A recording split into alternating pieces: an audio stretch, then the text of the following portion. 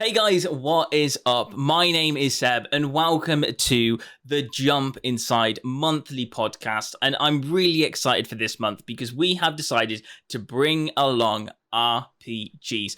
Or for those of you who don't know what RPGs are, they are role-playing games. There are games that you can role-play as different characters and run about, do whatever you like, and just generally make the world your own.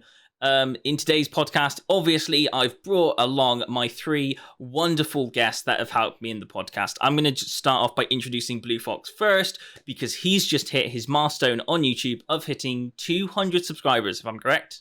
You're correct, and it's always a pleasure to be here. Brilliant, awesome. And Alwood, welcome to the channel. How are you doing? I'm doing pretty good. Just chilling in my house, doing a bunch of now streaming. I decided to do a lot more streams than usual, and yeah. Awesome. And then last but not least, we have the amazing Camazoid. It's always a pleasure to be here. Currently, I'm doing great, and I'm preparing for a great series for my channel in hopes that I'll do well. Ooh, what's the series? Can we know, or is it hidden? Is it all silent? I can only say about the game. It's gonna completely focus on a game that we'll be talking about right now. Brilliant, awesome, that is cool.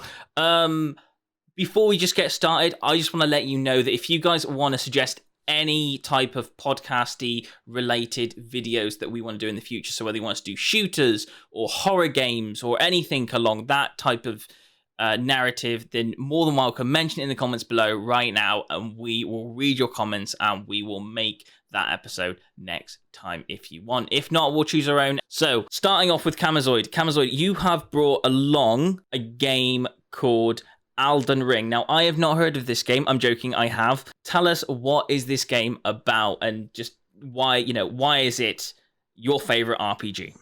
All right. If we're gonna talk about RPGs, we gotta talk about the biggest one. It was released this year, and of course, it is Elden Ring, a game that is literally it's the best ever made, and I mean it's been played so much lately. Now, as you all know, it is created by FromSoft, who are known for making difficult games, and Elden Ring is also a very challenging game, but also it's really easy if you actually look into it. Now, the beauty of Elden Ring and what I love about it so much, and what so many people love about it, is in its content. One thing that is actually shocked me so much, and if you've played Elden Ring, it probably shocked you as well, is the amount of free content in that game. I mean, probably like 45% of some of the locations in the world of Elden Ring is literally, it has nothing to do with the story. It's literally free. You can just go to it or not. You decide. Plus, this game is huge, very, very big, and this is something that it's in my mind. I played Elden Ring a lot, and I'm still playing it today. And I played Horizon Forbidden West. This is something that's always been my mind. When you think about it, Horizon Forbidden West has probably some of the best graphics I've ever seen. But for me, I prefer Elden Ring way more. It doesn't look graphically good, but some of the locations in this game are mind-blowing. They are breathtaking. Plus, there's so much to love about Elden Ring, and so much to hate as well. It's the difficulty is could sometimes get pretty hard. But I love the fact that Elden Ring is hard if you make it hard, and it could be easy if you actually focus on what this game is trying to teach you. The funny thing is, literally 5 minutes into the game, and it teaches you 3 lessons. Yes, number 1 is don't be afraid to die, because you're gonna die a lot. Number 2, if a challenge is too hard, you can always just go and explore the world. And number 3, don't give up, because eventually you'll win. And by far, you can talk about any other RPG or any other game, let's be honest here. If you've played Elden Ring or any of the FromSoft games, there's no greater feeling than overcoming a challenge. And some of the bosses in this game are downright amazing, awesome. I just can't describe them. Some of my favorites, like spoiler alert, I guess. Start Scourge Radon, greatest of all time, Lord of Chads. Melania, she can go screw herself. I don't want to talk about her. Literally 4 hours of me dying. I don't want to talk about that experience. The fire giant, best looking boss I've ever seen in any video game history. And there's so much I can talk about this game. Literally so much. I'll say this.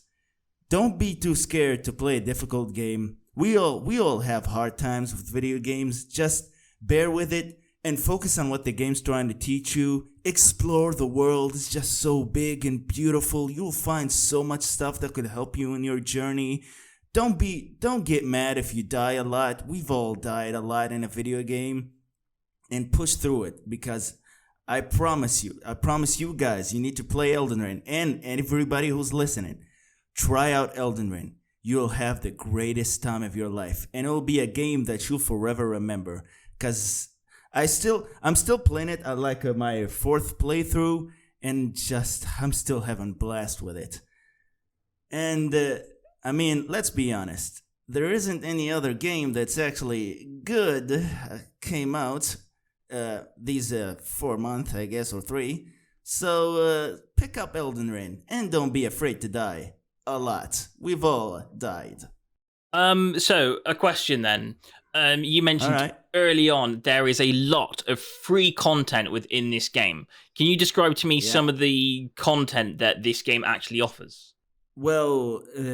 Well, Elden Ring's based on like traversing through many worlds. I'll say it's called the lands between the world that you're traversing, and there's like many lands that you'll come through as you go along. And what I meant by that, I think based on the story, only like let's say you only focus on the story, like where you start and where you'll end up. There's I think like 4 or 5 major locations that focus only on the story, and there is probably 6 locations that absolutely have nothing to do with the story, and you can just either want to explore them or just ignore them and move on. And the beauty is these locations are by far beautiful, and 2 has some of the best bosses in the game, even better than some of the main bosses. And I mean, let's be honest, exploration, when you find something on your own, it gives off a really great feeling. And some of these locations are mind-blowing. I mean, there is a location in the first area, which is called Limgrave. Literally, there's a small tower that has an elevator that take you to a small cave covered with literal space. I don't know how to describe it, but it's just beautiful. And finding that place, I was mind blown, man. And this game exploration is really done very well. That's why you would want to find more location, explore more areas, and that's why for me I think I loved the side content, which are the other designed areas in this game, more than the main areas. Even though the main areas are still really good to explore and all, but finding new locations and the location that have nothing to do with the story is downright a beautiful experience for me. And the feeling you have when you find a new location, a new environment to explore, new items, weapons, a new boss to beat you up is amazing. And I'm pretty sure everybody who played Elden Ring and find a new location that out of nowhere is downright amazed by its beauty, I think. I did not have the opportunity to play Elden Ring just yet, but I did play other From Software games such as Dark Souls 3. How would you say that the team has developed the open world and the openness of their model? Because of course, games like Dark Souls 3 and Bloodborne are known to be, much more restrictive in exploration. I mean, you have to face that boss, you have to face it, you have to go through tight corridors, and there is no alternatives. While in Elden Ring, apparently, there's a whole universe to explore. So how does the From Software formula work in this environment? For Elden Ring, it's way different than Dark Souls 3. In Dark Souls 3, it feels a little bit like you are forced to go to some of these locations and forced to fight some of these bosses. Like, it's the only way to progress forward. Meanwhile, on Elden Ring, you can literally go to let's say there are like 6 main bosses for the story. Yeah. And what's the beauty of Elden Ring? You can literally skip 3 of the first main story bosses and go straight to the 4th one, and the game won't stop you. What's beautiful about and different about Elden Ring than the other FromSoft games is the other Dark Souls, Bloodborne, and Sekiro. They tell you where you need to go. Like, you have to follow this path in order to progress furthermore in the game. Meanwhile, on Elden Ring, you can play it however you want. You can fight any boss you want. It doesn't follow a path. You create your own path, and that's why I love this formula so much. And the change from the Dark Souls formula to this new formula they did with Elden Ring is so much beautiful, and it's and the beauty is done better than so many other games who tried it. Yeah, that's a good way to sum it up. Cool. And before I move on to the next section of the next game, in one sentence then, Kamazoid, what would you say to someone who hasn't played Elden Ring before? How would you sell it to them in like one defining sentence? If you really wanna, if you wanna play a really great game that everybody's talking about it and it's gonna be game of the year, just go out and play Elden Ring. What other choice do you have? There isn't any other game that you'll probably buy. All right, and so moving on to next, Blue Fox, you have brought a game called Fallout, which is one of my dear in heart favorite games because I came in at Fallout 3 and Fallout. And I played a bit of Fallout Vegas and I played a bit of Fallout 4. So I know some of the Fallout stuff and some of the Fallout lore, but you've played Fallout 1997? Yes, indeed. Today I would like to talk about the first Fallout, the OG of the series. A title that is perhaps been forgotten by many modern fans because way different than the modern formula Bethesda has adopted for their newer titles, but nonetheless an important game that has defined both the series itself, of course, but also all post-apocalyptic games that came afterwards. So the first Fallout, as the premise of the whole series is that it's set in a post-world America after a nuclear war with China and the rest of the world. And you come out of a vault and search for the water chip, since without it, the vault cannot produce water and thus will inevitably be destroyed. And once you leave the vault after 50 or 100 years after the war, you see a different world from what America used to be. So with gangs, with factions, with mutated animals, irradiated lakes, and whatnot. So it is your duty in the game to explore this world, find the water chip, and of course, uncover all the mystery that it has. Fallout 1 is the original RPG, as if the RPGs from the 90s that had every freedom the player could ask for. You can kill every character, you can have dialogue choices that are deep and rooted, you can have many different secrets that if you would not find them, you would not be told where to find them. Because many modern titles, they have a side quest that they tell you with a beautiful marker to go to a place, talk to a person, and do whatever, and your Pit Boy, you would have all the instructions. Here, you have to have faith on the people. You have to talk to them and be inquisitive about your actions, and then they will tell you where to go, but there will be no marker, there will be no map telling you, oh yeah, you have to meet this person that's level 35 or whatever. No, you gotta find it yourself. It's the purest RPG that I've ever played, and it made me question about the modern RPGs Bethesda's made, because in the case of Fallout 3, I can already see that there was a simplification for the formula, trying to make the game more accessible, which, to be fair, it is fair, and I also started playing Fallout series at Fallout 3. New Vegas tries to go a bit backwards because it's made by the same people who have made Fallout 1, so they understood what the Fallout RPG style should be, and they reintroduce those mechanics of not being telling the player explicitly what to do, but more implicit and let them undercover it. But then Fallout 4 takes a U-turn and completely destroys what I think is the soul of the original Fallout. People complain about Fallout 76 because it's badly made, and I think this is no secret. But it's badly made for different reasons, because it's a multiplayer, survival-ish game that doesn't quite work. While Fallout 4, for me, it's simply not an RPG as the original game should be, and it doesn't allow the player to do anything in contrast. So the first Fallout 1 is it is a bit old. It takes kind of a lot of time to get used to. There's a mod called Fallout Fix that kind of helps out with fixing the major bugs and making experience more, bit more reliable and a bit more intuitive. Like the companion mechanics that were later introduced to the series in the original game, they were absent. So managing companions is hellfire. But in this case, with the Fallout Fix mod, it's much more better experience. It's not even too long. It's about 20-ish hours, and I really enjoyed it. And I think it's well, although it's a bit old, and I would not suggest to non-Fallout fans to play it, I would still recommend to learn from it, from the developers, and see what Fallout 1 made for the RPG genre. I do have a question for you. Now, I gotta be honest here. I didn't play any of the Fallout games, but I did check them out. I've always been interested in trying them out. But I want to ask you this. Now, you did play the first and probably most of the Fallout games.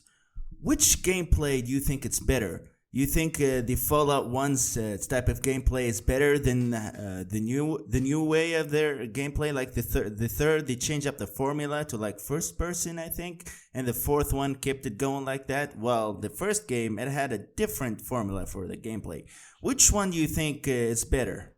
You're absolutely right. The formula of the gameplay, especially the combats, has changed drastically from the first two Fallouts that had an asymmetric turn-based style of game. Perhaps if you see a gameplay, it's easier to see than to say, but it is kind of mechanical, while the modern Fallouts are FPS, so they're a bit more easy to play. However, in Fallout 3 and New Vegas, there are still some of the elements present in Fallout 1. So for instance, if your character had low skills in firearm combat, then your character would not be very good at aiming. And if you shoot, you would not hit the enemy, even if it's very close to you. On the other hand, so in that case, I would say that Fallout 3 and New Vegas are a good compromise to make the franchise modern, but also keeping that kind of soul Fallout 1 has introduced. However, in Fallout 4 and Fallout 76, the game was made an FPS. I mean, if you are very good at shooting, you will get the game very easily. And that's kind of breaking the soul of RPG, because no longer is important what skills your character has, are the skills that you have when shooting. So while it's, again, much more freeable because it's easier to play Fallout 4 than Fallout 3 or even Fallout 1, however, I do think that it does ruin the point of the game, and I do not like the direction that the Bethesda took. Okay, question then. Yeah, well, okay, so a lot of people are going to be the ones that are watching this video, and they'll be like, right, okay, I really enjoyed Fallout 4. I haven't actually even dipped into Fallout 1 and 2. What elements then are in 1 and 2 that Fallout 4 doesn't quite hit? In one word, I would say freedom. Freedom is the thing that misses from Fallout 4. In Fallout 4, it's fake freedom. When you speak to characters, you have 4 dialogue options, which are usually yes, yes but sarcastic, no, and can you ask the question again? Like, it appears to be a role-playing game because, of course, you can edit your character, you can edit your skills, you can be a good guy or a bad guy. But in reality, Fallout 4 is extremely limited. If you think about the first quest, when you have to liberate the Minutemen from the public library because there's a Deathglow outside, there is simply no dialogue options that can let you to fight them or just leave. You have to help them, and there are no compromises. Well, in Fallout 1, you can literally kill every single NPC, even the ones important for the main quest, and you can break the main quest if you're not careful, but you can still play the game. And you can finish the game rather quickly. The main quest is not the end goal, it's just the quest that allows you to leave the vault, right? It's like the premise of the game. But once you leave the vault, there are gonna be a lot of quests that are freely, you can choose freely how to do them. Of course, again, it is a game that was released in 1997, so there are technical limitations that right now are a bit laughable. But at the same time, it's much more organic experience. You don't have like all indicators that tells you where to go and like, oh, okay, you have to do this, and this, like a checklist. That's no freedom. The real freedom Fallout 1 has is that you have to make your adventure based on the things you have been told, that you remember, the dialogues you have read and you have extracted information from, not because your Pip-Boy tells you that that's a quest or not. There are many quests that are not marked as ones, but once you do them, you receive the reward. Because you have to learn from the people you talk to, not from like the quest log you have. So freedom is the thing that I would say that Fallout 1 does the best, that new games from the series do not do. Okay, and one more question on that one. As you say, the choice of freedom, being able to do whatever you want to do. And just spoilers for anyone who's actually listening right now. In Fallout 3, one, because it was one of my first favorite kind of options that I walked into after I escaped the vault and I walked into a town. There was a bomb, and I got a mission to disarm the bomb, and I had two choices. And I think this is one of the more big, shocking choices that you can do at the beginning of the game, and you're not quite sure how it impacts, but it slams for you going, yeah, this game's about choice as soon as you go straight into the game. And the choices that you get is being able to actually, keep the town safe and, all happy, la-di-da-di, or you can literally blow up the entire town of Megaton if you do so wish, and you can then live in a hotel with clean water and all that kind of stuff. And you actually affect the game world. In Fallout 1, is there elements in the game where you actually change what the world looks like? Yes, I am thinking of examples before making major spoilers. But if people who have played the game are listening to the podcast, there is one way to defeat the final boss, and that one way is unlocked only if you talk to a certain character and you talk about a certain topic.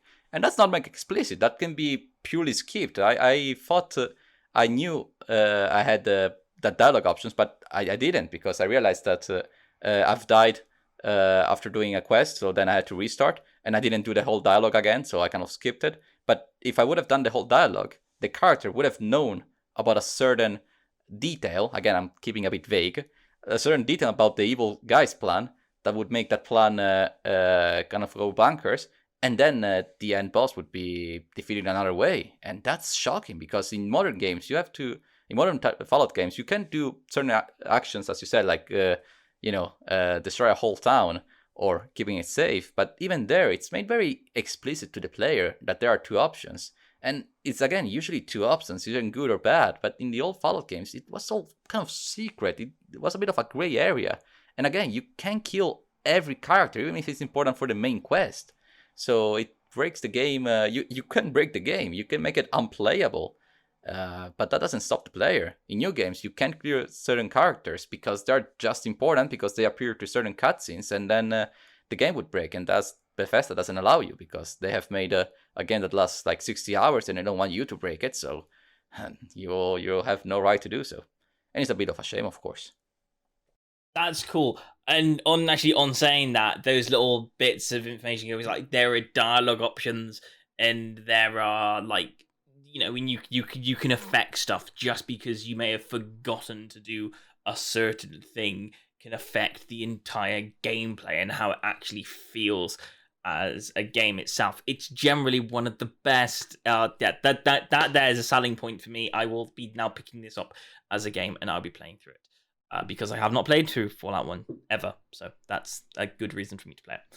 Yeah.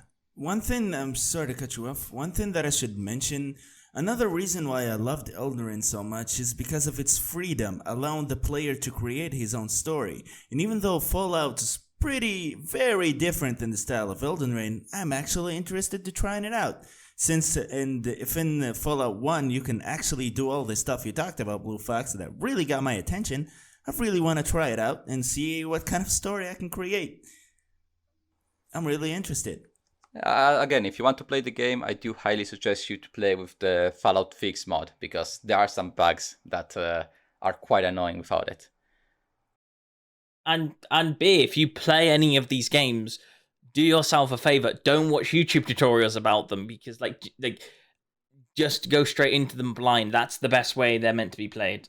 So I'm going to move on to my game of choice, and my game of choice is going to be Fable. And I'm picking this game not because it's a little bit different, but it's still an RPG. Because things like, as far as I'm aware, Elden Ring and Fallout games, they're big open world. There's no barriers around areas. One thing I love about Fable, is that even though it's like it's area RPG, so like you're fighting in an area, and the choices that you make in that area affect different places. I love the dialogue options and being able to talk about certain things in parts of the game, and it being able to affect the actual story itself. I'm gonna give an example, because I'm kind of doing like talking about the whole of the Fable series, because in each Fable game there are different scenarios in any of this. There is one quest in Fable 2 where there's this mission. It's a little bit hidden away. It's not a major mission, but kind of near the beginning, kind of mid-tone of the game, there's a choice where there are some farmers. I think that's correct, and you can go in there and you can either save them via this mission, or you can kind of let it pass you by and not even worry about the mission. And it's all cool. You don't actually have to do the mission. You can just skip it and the game feels fine. But later on, as you continue to play the game, and when you reach more near the end, and you get to have lots more cash, and you get to go like, right, I can now start, buying property, earn more money, and not have to worry about money, and buy all these cool weapons. You can go to these areas and purchase them, and sometimes you might go to this area that you didn't have a quest through earlier on in the game, and then it's not a lovely city anymore. It's not a lovely little farm zone, because that raving ravager monster thing that you didn't kill at one point in the game has now destroyed the area, and now those people don't live there, and you can't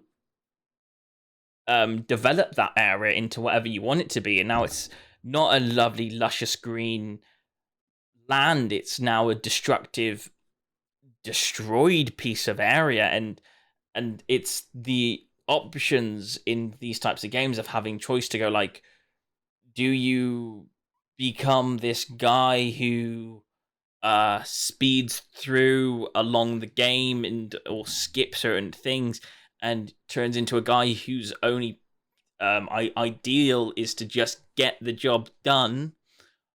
Or do you not do that, and do you actually do these side missions? Do you invest in areas?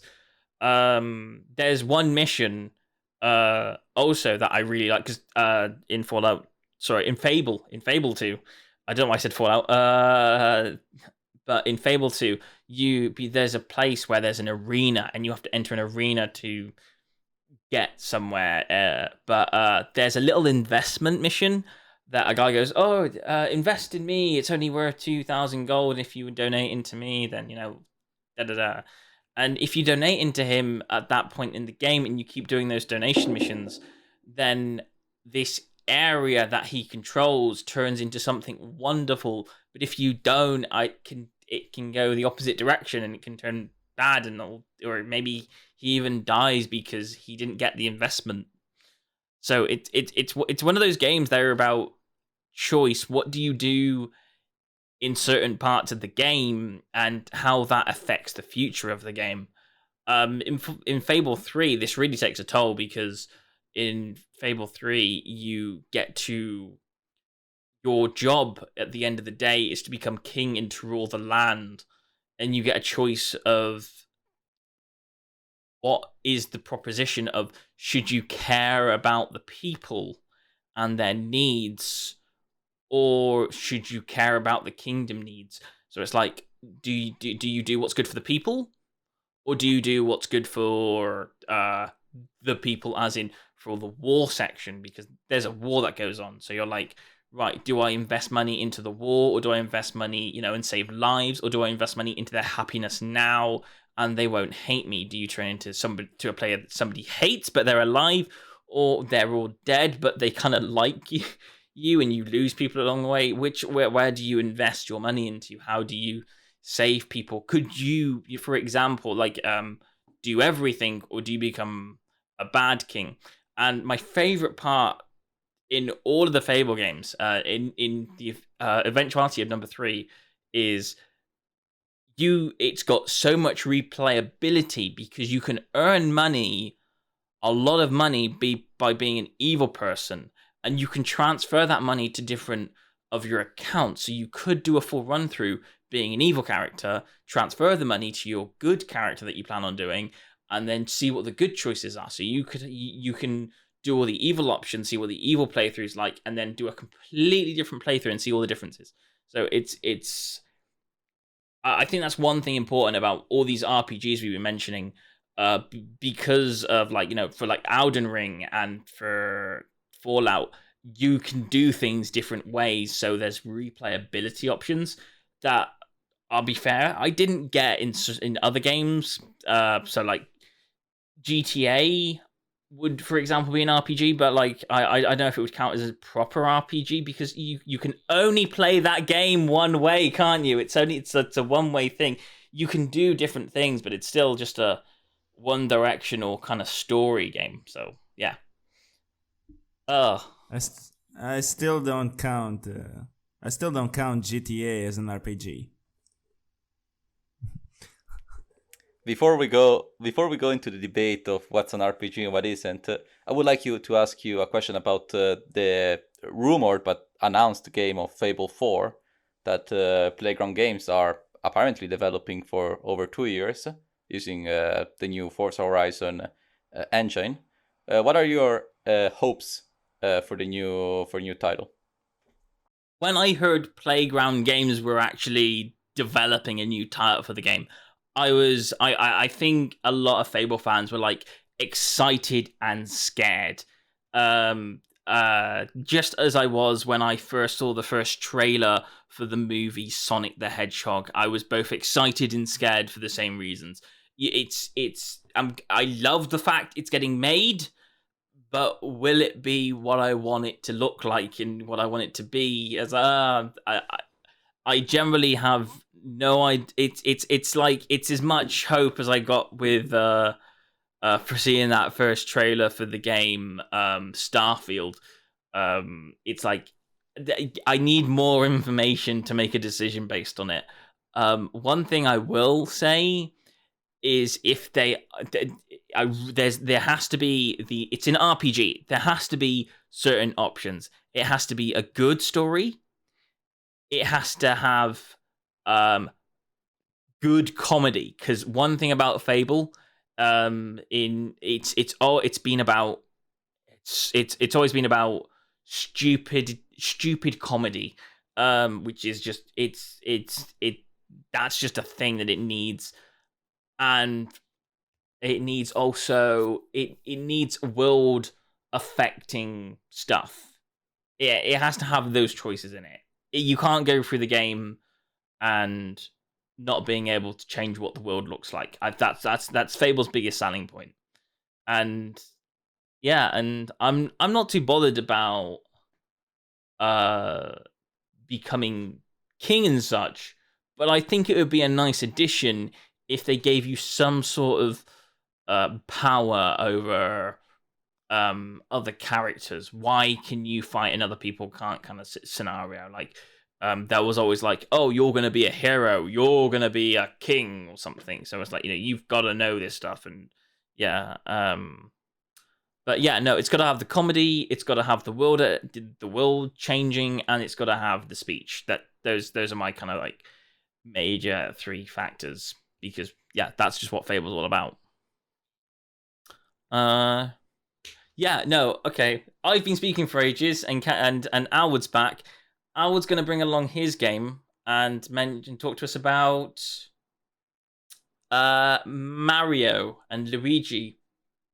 Yep. I know this series kind of seems a little bit unorthodox to bring to this podcast, but I feel like it was a very big part of my childhood. It was Mario and Luigi Bowser's Inside Story.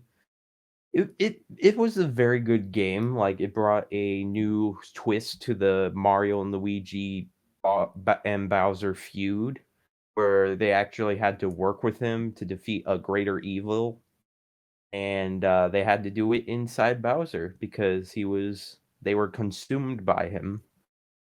And so they have like, you get to see like what Bowser was on the inside, and you actually get to control Bowser for the first time in like these cool RPG style battles, turn-based like battles where you punch and you burn and you do a bunch of Mario and Luigi things.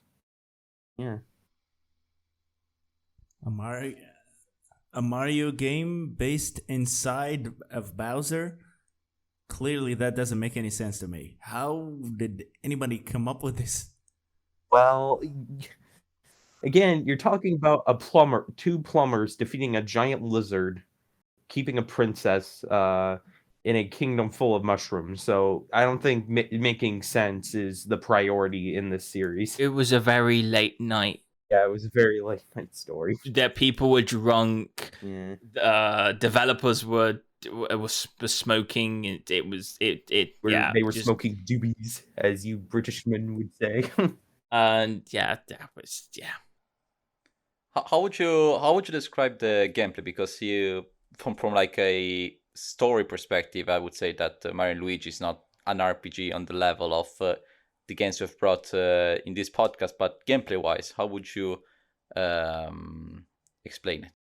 Well, I would say it's kind of like a platform based, like your basic RPG style type of game, but it has that Mario twist. Like you break blocks and defeat Goombas and stuff like that. Is it turn-based? Yeah, you actually have to get experience points and build up their moveset and stuff. And this is available. Is this available on the just the 3DS, isn't it? The Nintendo 3DS. Yeah, the Nintendo DS and the 3DS. I think any DS model can play it. So also my question is like the area, how big is kind of the area that you are in when you're in these places? Like, is there like it's pretty like the Bowser side of the story is pretty big. Like, you get to travel around the Mushroom Kingdom and like follow in like the sandy beaches and deserts and stuff. When you're inside Bowser, you get to see like his stomach, his muscles and stuff. Gotta be honest here. Sorry to cut you off. Gotta be honest here. I don't think seeing the insides of Bowser is something that I'm interested in, because nah. Well, it's not like that. It's much more fun once you get into the game, and like there's evil baddies you have to defeat inside Bowser, like big bosses and stuff. Okay, would you say it's more like the original Mario kind of feel, or would you say it's very more Pokemon DS type feel in this kind of, Yeah, it's got more of a RPG style feel, like with the turn-based battles and stuff. But it definitely keeps some of the Mario-based characters you got. Okay, that sounds cool. Awesome. Right. I think that's mainly most of it. We're going to move on to the final section right now. Blue Fox, do you want to introduce this part? Right, so we have brought many games this evening, or whenever you're hearing this podcast, but we have to tackle the elephant in the room. So what makes an RPG an RPG? Because there was a spark of debate before where we were a bit unsure which games to call RPGs or not before the podcast started. And since we have seen many phases of the RPG genre, what would be our final conclusion? What defines an RPG? I think a turn-based RPG style, like a few characters, maybe like a party is in like this magical world or something. Then they have like turn-based battles where everyone has their like own powers. Like you have your healer, your like wizard, swords guy, and then gun guy, and then you know what I mean, guys? Yeah. Yeah, I get you. Yeah, and they have to like defeat this giant evil that's cursing the land or something. Right, but let's go back to the question in hand. Because there are games that have turn-based that we don't consider to be RPG, like Civilization, but there are some games that don't have turn-based, like Fable, that we do. So perhaps, Seb, I don't know, what is your take on this question that I posed? I want places and people, that feel alive, and I want to develop, like, care about this place. I want these places to have hidden stories that I can go into and discover and read books about. That, you know, I may not read the big book of this location, but I know that it's there, so I have the option to. And having the option to do something makes it feel more alive. And so the fact is that that's a place I want to be able, you know, and these are the people that are in these areas. I want to care about that. And after I care about it, I want, and then this is where my bit comes in, like this is what I think an RPG should do. Yeah.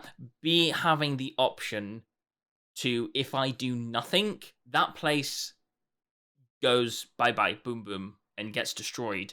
And the people that I care about, you know, that I enjoy talking to in these RPG games that have these awesome dialogue options, they go die if I don't help them out. Like, I want death and destruction that is happening, that I can... You want consequences for your choices. I want consequences. Yeah, a big thing. I want consequences in these games. I want to be able to go, like, if I don't have the options of... If I don't do something, bad things will happen. I think that's very important.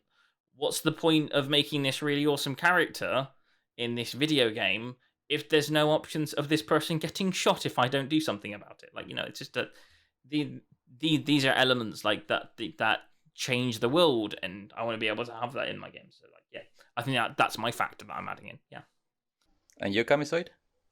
I'll say for me, what makes an RPG really good for me is world building and character freedom.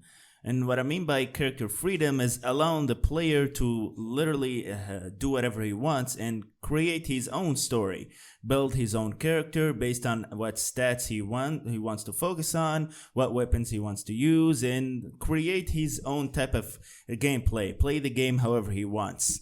I want games that focus on player freedom, allowing him to craft his own story and play it however he wants.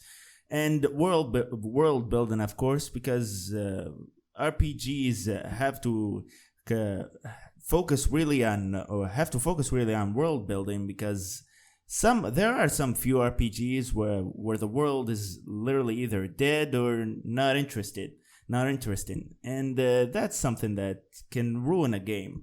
So I'll say for an RPG to be really good, it should have great world building, interesting worlds to visit, places to go to and stuff, and player freedom, allowing the player to control the story rather than the story controlling him, and gameplay freedom to play the game however you want and not how the game wants to. So I'll say that.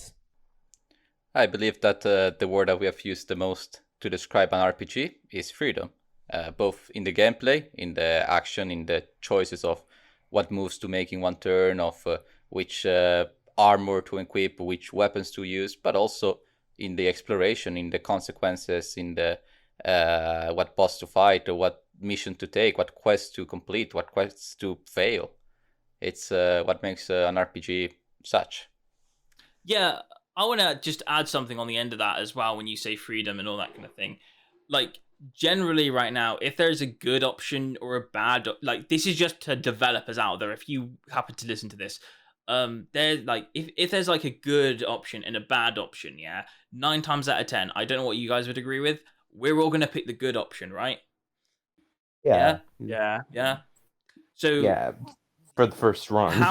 for the first, yeah. So having that good option and bad option, I think 90% of players are always going to pick the good option. So having the bad option there isn't so much appealing to many people. I think the thing that makes it appealing when it comes to freedom and to be able to play things is being able to have different skills in a player. Like, for example, how many of you then have, for example, played your first way through as a swordsman and then your second playthrough as an archer? I mean, like, I've definitely done that in a lot of my games where I've gone yes. in other games where I've been like, okay, I'm going to study a magic this round because I did swordplay last time. It was great. I just want to see what magic's like. You know, like, being good or evil isn't as much as a replay option as adding like a magic and adding sword plays and, like, develop in your magic arts when you make these games, because they're gonna make the game really nice and they're gonna sparkle. But yeah, that's just my last opinion on there.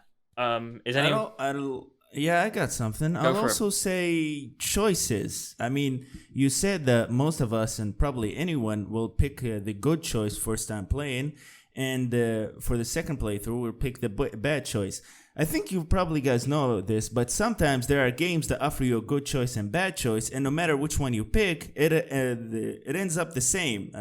You just continue the game like nothing's going on, and that's really bad. In my opinion, there's a game that I should mention. It's another FromSoft game, Sekiro Shadows Die Twice. This game had a good option and bad option, and it did it very well, because the good option has its own proper ending and actually gives off more content, while if you pick the bad option, the story ends right there. And I really love this aspect, because it changes up the whole game. And it shows that if you make a bad choice, then you're going to suffer the consequences. Unlike some other games, well, if you make either the good choice or bad choice, you literally gain nothing or lose nothing. And I'll say that for RPGs, the choices have to have meaning, because if I'm going to decide something, then I have to see what I gain from it and what I lose. And if I'm not going to lose anything or gain anything, then why did I waste my time making this choice? It's a step forward for this. What you have said about choices is to make choices less obvious, because some games, like Fallout 4, make it very clear what's the bad option and the good option, the good route and the bad route. While in games like Fallout 1, it's a bit unclear. You have to dig in, you have to talk to characters, and you have to investigate what other options you got on the table. Yes, you're presented with 2 outcomes, but the way you are going to reach those 2 outcomes is not going to be by choosing yes or no to a dialogue choice. It's going to be through actions you have learned through dialogue had with characters, with things you have said, the things you have said in the right time at the right place, not with the list that you can just talk to the character all over again and have all options available. So that's the freedom of the player to have when taking the options. Right on quickly, without talking about them too much, just games out there that are RPG that you guys generally like. Are there any quickly that you think people should dive into some RPG games? Because I'm just going to mention 2 real quickly, which are like games like Mass Effect and Dragon Age for choices and stuff like that, and world-changing stuff. Those games like hit my soul. Like, just what games do you hit your guys's? Like mine. I'll say, I'll go first. I'll say try out Elden Ring, and you're probably gonna enjoy it. And with that, you can try out the other FromSoft games. They're really good, and they are solid RPGs. But for another game, I'll say this is something that I truly recommend to so many people, especially to people who are like me, haven't been into the Final Fantasy games, and I truly recommend Final Fantasy VII Remake because it's a JRPG game, and also I think for me, Final Fantasy VII Remake by far has one of the best gameplay mechanics I truly fell in love with. And I'll always play that game because of its gameplay. I love what they did with the gameplay, combining between the old classic ways of Final Fantasy with the new, with how gaming has changed and the added new stuff, new elements to the gameplay, changing it up completely, but remaining to what makes Final Fantasy Final Fantasy. And I love how they added the typical fashion gameplay of hack and slash, go in, kill your opponent. But with that, they added strategic elements into the game, making you defeat your opponent strategically with your controlling your party or switch between the characters to do certain moves that do lots of damage to enemies. So I'll say if you're not a fan of the Final Fantasy games because of their gameplay formula, I'll suggest try out Final Fantasy VII Remake. You're probably gonna love it, and the gameplay is not what you think it is. It's actually much better, and if you put your thought into it and try it out, you're really gonna love it. That's another a JRPG game. I truly recommend anybody who's listening to try it out. You're really gonna like it. Very cool. Howard, you got 1 minute. Yep, 1 minute. What games are you thinking? I recommend South Park Fractured But Whole. They do a lot of good superhero references and also South Park references, and their turn-based style is pretty good. So if you're looking for a good entry point into RPGs, I would probably say that's a good one, or The Stick of Truth. Like if you're a fan of South Park or adult stuff like that. So, yeah. Awesome. And Blue Fox, you also got 1 minute. Go. I would say 2 games. I will suggest The Witcher 3. I think it needs no introduction. One of the best Western RPGs in existence. And for JRPGs, I would suggest Xenoblade Chronicles 2. It sounds very generic. It has that kind of anime appeal that seems very similar to Dragon Quest and whatnot, but it is very unique in gameplay structure. Brilliant. Awesome. Right. Okay. Guys, thanks for watching. If you did enjoy the video, please don't forget to subscribe to, obviously, Blue Fox, Howard, and Camazoid. Check out their channels. Their links are in the description down below, and they make really awesome content. And I do want to mention that if you do want to check out on some RPG videos about RPGs, go to Blue Fox's channel, I'll mention, because he has made a video about RPGs and about open world stuff that I will point the links to in the descriptions down below. So if you want to check out those videos for more discussions, definitely check those ones out. Anyway, please don't forget to subscribe, and we'll see you on the next Jump Inside podcast. Thanks for watching, and I'll see you guys on the next video. Ta-ra from me. Bye-bye. Goodbye. Bye, guys. Arrivederci.